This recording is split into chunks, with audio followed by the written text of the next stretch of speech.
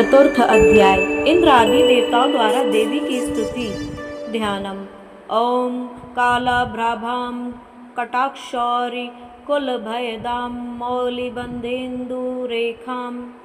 शंखं चक्रं कृपाणं त्रिशिखमपि करोरुद्वहन्तीं त्रिनेत्रां सिंहस्कन्धाधिरूढां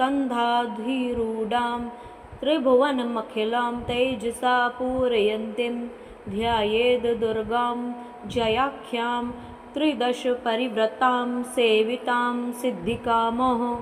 ऋषि कहते हैं, अत्यंत पराक्रमी दुरात्मा महिषासुर तथा उसकी दैत्य सेना के देवी के हाथ से मारे जाने पर इंद्रादि देवता प्रणाम के लिए गर्दन तथा कंधे झुकाकर उन भगवती दुर्गा देवी का उत्तम वचनों द्वारा स्तवन करने लगे।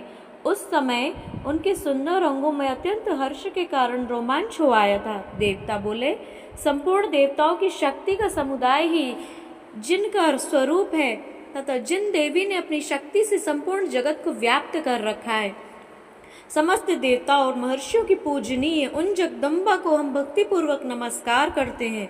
वे हम लोगों का कल्याण करें।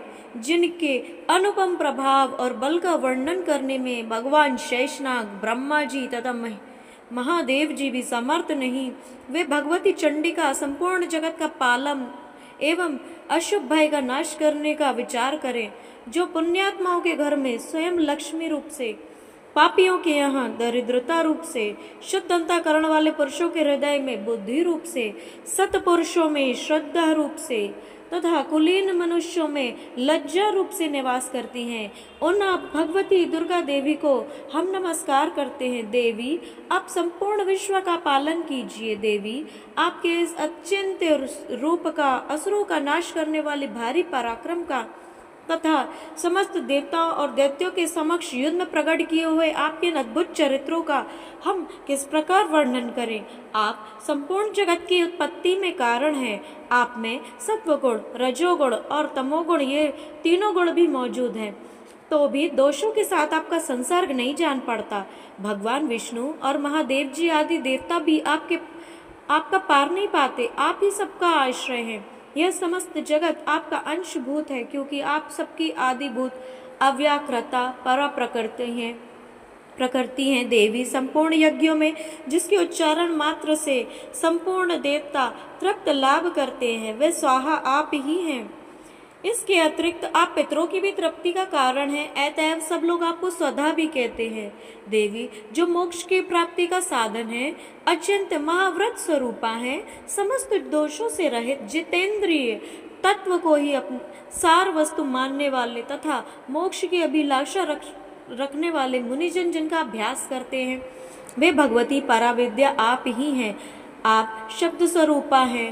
अत्यंत निर्मल ऋग्वेद, यजुर्वेद तथा उद्गीत के मनोहर पदों के पाठ से युक्त सामवेद का आधार आप ही हैं। आप देवी त्रयी और भगवती हैं। इस विश्व की उत्पत्ति एवं पालन के लिए आप वार्ता के रूप में प्रकट हुई हैं। आप संपूर्ण जगत की घोर पीड़ा का नाश करने वाली हैं। देवी, जिससे समस्त शास्त्रों के सार का ज्ञान होता है, वह मेधा शक्ति आप ही हैं। दुर्गम भव सागर से पार उतारने वाली नौका रूपा दुर्गा देवी भी आप ही हैं। आपकी कहीं भी आसक्ति नहीं है। कैटभ के शत्रु भगवान विष्णु के वक्ष स्थल में एकमात्र निवास करने वाली भगवती लक्ष्मी तथा भगवान चंद्रशेखर द्वारा सम्मानित गौरी देवी भी आप ही हैं। आपका मुख मंद मुस्कान से सुशोभित है। निर्मल और पूर्ण चंद्रमा के बिंब का अनुकरण करने वाले उत्तम सुवर्ण की मनोहर कांति से कमनीय है, तो भी उसे देखकर जो महिषासुर को क्रोध हुआ, सहसा उसने आप पर प्रहार किया। यह बड़े आश्चर्य की बात है। देवी, वही मुख जब क्रोध में युक्त होने पर उदय काल के चंद्रमा की भांति लाल तथा तनी हुई भौं के कारण विकराल हो उठा, तब उसे देखकर जो महिषासुर के प्राण तुरंत ही नहीं निकल गए, ये उससे भी बढ़कर आश्चर्य की बात है, क्योंकि क्रोध में भरे हुए यमराज को देखकर भला कौन जीवित रह सकता है। देवी, आप प्रसन्न हो। परमात्मा स्वरूपा, आपके प्रसन्न होने पर जगत का अभ्युदय होता है और क्रोध में भर जाने पर आप तत्काल ही कितने कुलों का सर्वनाश कर डालती हैं। यह बात अभी अनुभव में आई है, क्योंकि महिषासुर की यह विशाल सेना क्षण भर में ही आपके कोप से नष्ट हो गई है। सदा अभ्युदय प्रदान करने वाली आप जिन पर प्रसन्न रहती है वे ही देश में सम्मानित होते हैं। उन्हीं को धन और यश की प्राप्ति होती है। उन्हीं का धर्म कभी शिथिल नहीं होता। वे ही अपनी हृष्ट पुष्ट स्त्री पुत्र भृत्यों के साथ धन्य माने जाते हैं। देवी, आपकी कृपा से पुण्यात्मा पुरुष प्रतिदिन अत्यंत श्रद्धा पूर्वक सदा सब प्रकार के धर्म अनुकूल कर्म करता है और उसके प्रभाव से स्वर्ग लोक में जाता है। इसलिए आप तीनों लोकों में निश्चय ही मनवांछित फल देने वाली हैं। माँ दुर्गे, आप स्मरण करने पर सब प्राणियों का भय हर लेती हैं और स्वस्थ पुरुषों द्वारा चिंतन करने पर उन्हें परम कल्याण में बुद्धि प्रदान करती हैं। दुख दरिद्र और भय हरने वाली देवी, आपके सिवा दूसरी कौन है जिसका चित्त सबका उपकार करने के लिए सदा ही दयार्द्र रहता हो। देवी, इन राक्षसों के मारने से संसार को सुख मिले और ये राक्षस चिर काल तक नरक में रहने के लिए भले ही पाप करते रहे हों, इस समय संग्राम में मृत्यु को प्राप्त होकर स्वर्ग लोक में जाए, निश्चय ही यही सोचकर आपने शत्रुओं को वध करती हो। आप शत्रुओं पर शस्त्रों का प्रहार क्यों करती हो? समस्त अस्त्रों को दृष्टिपात मात्र से भस्म क्यों नहीं करती? इसमें एक रहस्य है, ये शत्रु भी हमारे शस्त्रों से पवित्र होकर उत्तम लोक में जाए, इस प्रकार उनके प्रति भी आपका विचार अत्यंत उत्तम ही रहता है। खंग के तेज पुंज की भयंकर दीप्ति से आपके त्रिशूल के अग्रभाग की घनीभूत प्रभा से चौंधियाकर जो असुरों की आंखें फूट नहीं गई, इसका कारण यही था कि वे मनोहर रेशमी युक्त चंद्रमा के समान आनंद प्रदान करने वाले आपके सुंदर मुख का दर्शन करते थे। देवी, आपका शील दुराचारियों के बुरे बर्ताव को दूर करने वाला, साथ ही ये रूप ऐसा है जो कभी चिंतन में नहीं आ सकता और जिसकी कभी दूसरे से तुलना भी नहीं हो सकती, तथा आपका बल और पराक्रम तो उन दैत्यों का भी नाश करने वाला है जो कभी देवताओं के पराक्रम को नष्ट कर चुके थे। इस प्रकार आपने शत्रु पर भी अपनी दया ही प्रकट की है। वरदायिनी देवी, आपके इस पराक्रम की किसके साथ तुलना हो सकती है, तथा शत्रुओं को भय देने वाली अत्यंत मनोहर ऐसा रूप आपके सिवा और कहाँ है? हृदय में कृपा, युद्ध में निष्ठुरता, ये बातें तीनों लोकों में केवल आपके ही भीतर देखी गई हैं। माता, आपने शत्रुओं का नाश करके समस्त त्रिलोकी की रक्षा की है।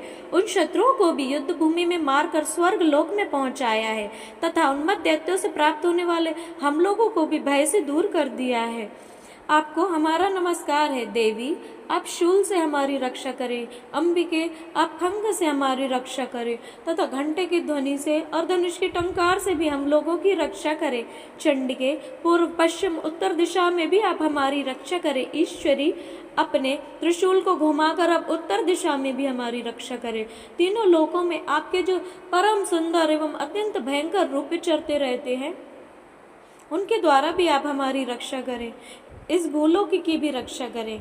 अंबिके, आपके कर पल्लवों में शोभा पाने वाले खंग, शूल और गदा आदि जो जो अस्त्र शस्त्र हों, उन सबके द्वारा भी आप हम लोगों की रक्षा करें। ऋषि कहते हैं, इस प्रकार जब देवताओं ने जगन माता दुर्गा देवी की स्तुति की और नंदन वन के दिव्य पुष्पों एवं गंध चंदन आदि द्वारा उनका पूजन किया, फिर सबने मिलकर जब भक्ति पूर्वक दिव्य धूपों की सुगंध निवेदन की, तब देवी ने प्रसन्न वदन होकर प्रणाम करते हुए सब देवताओं से कहा। देवी बोली, देवताओं, तुम सब लोग मुझे जिस वस्तु की अभिलाषा रखते हो उसे मांगो। देवता बोले, भगवती ने हमारी सारी इच्छा पूर्ण कर दी, अब कुछ भी बाकी नहीं है, क्योंकि हमारा ये जो शत्रु महिषासुर मारा गया है। महेश्वरी, इतने पर भी यदि आप हमें और वर देना चाहती हैं तो हम जब जब आपका स्मरण करें तब तब आप दर्शन देकर हम लोगों के महान संकटों को दूर कर दिया करें। प्रसन्न मुखी अंबिके, जो मनुष्य स्तोत्रों द्वारा आपकी स्तुति करे उसे वित्त, समृद्धि और वैभव देने के साथ साथ उनकी धन और स्त्री आदि संपत्ति को भी बढ़ाने के लिए आप सदा हम पर प्रसन्न रहें। ऋषि कहते हैं, राजन, देवताओं ने जब अपने तथा जगत के कल्याण के लिए भद्रकाली देवी को इस प्रकार प्रसन्न किया, तब वे तथास्तु कहकर वहीं अंतर ध्यान हो गई। भोपाल, इस प्रकार पूर्व काल में तीनों लोकों का हित चाहने वाली देवी जिस प्रकार देवताओं के शरीर से प्रकट हुई थी, वह सब कथा मैंने कह सुनाई।